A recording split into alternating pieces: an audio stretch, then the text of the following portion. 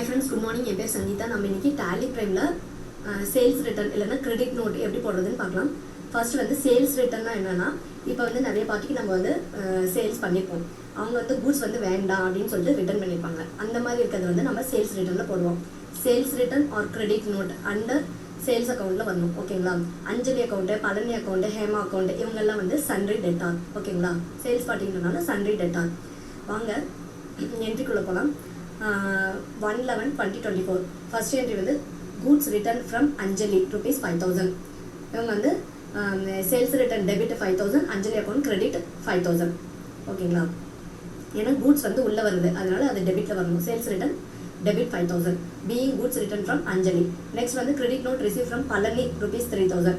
Credit note debit 3,000, Palani account credit 3,000 being credit note received.